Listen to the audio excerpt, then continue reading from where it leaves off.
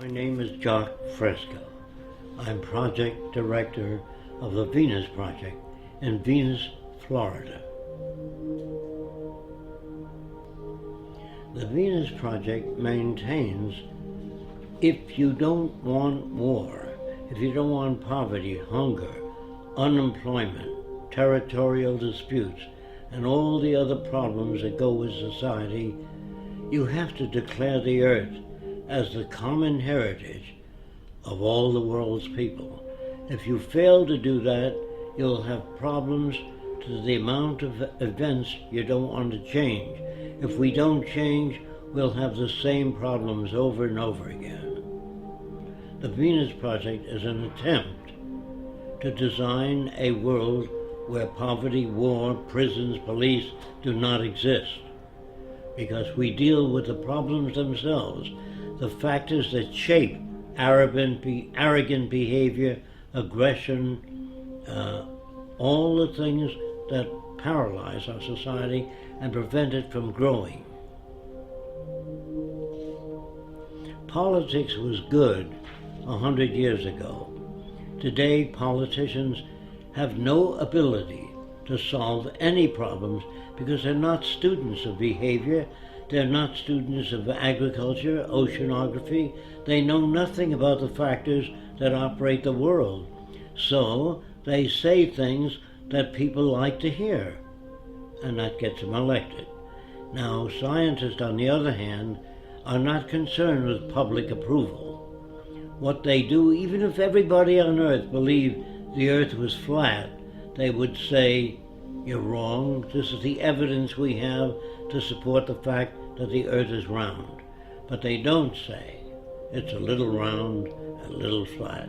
That's politicians.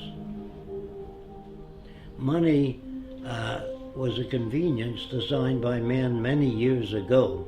He used to carry a bag of apples and change it for tomatoes. That was a trade in the old days.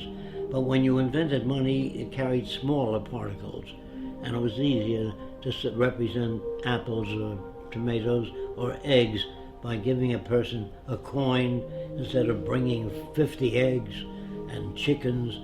Money represented a value agreed upon to diminish the lugging around of heavy objects.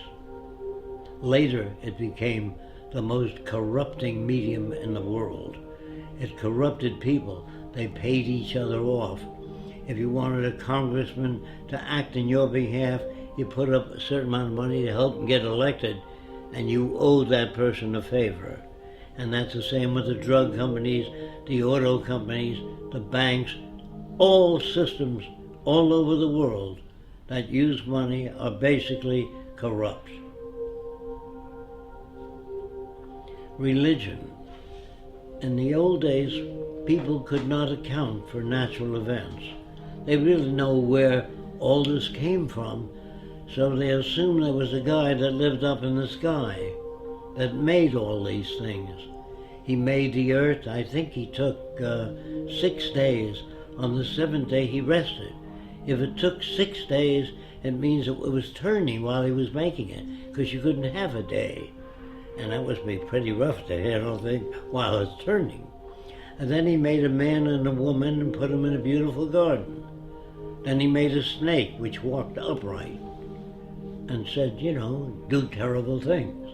And the people eat of the fruit of knowledge. And they ate the fruit and he kicked them out. First he made the snake to tempt them. I don't understand this all-loving, all-benevolent being that loves everybody. And then he creates the plague and other diseases when he gets angry. And then if you don't follow the teachings, all the religiosity, you burn in hell. And that sounded to me like a psychopath, not God.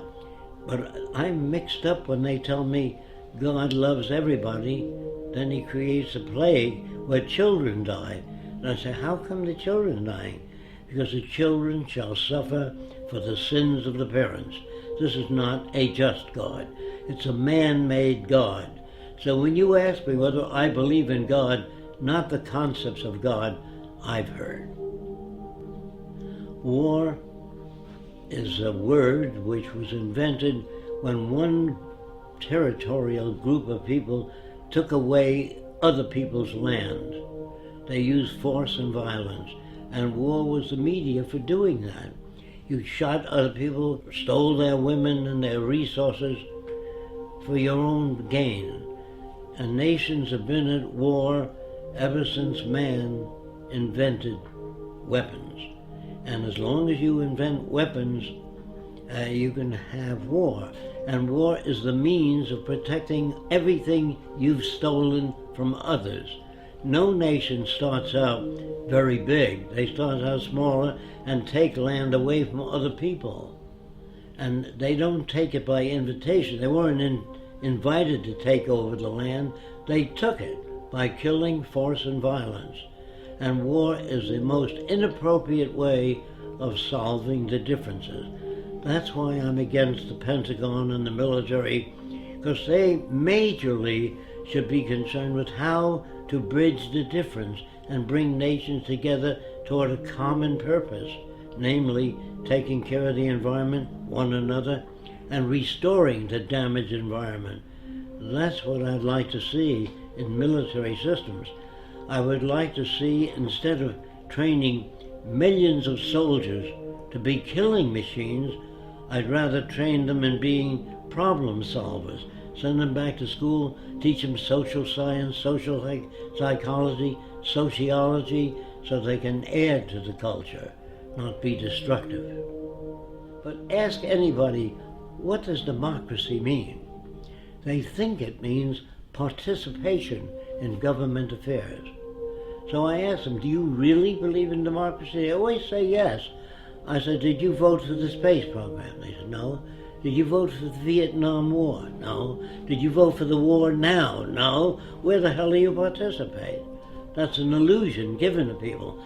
They even pick the people you vote for to make sure they'll keep things as they are, the establishment. So they put them out there for you to vote for them. If we lived in a democracy, there'd be 5,000 political parties, different points of view. In a true democracy, you would have that. All points of view expressed on television and radio.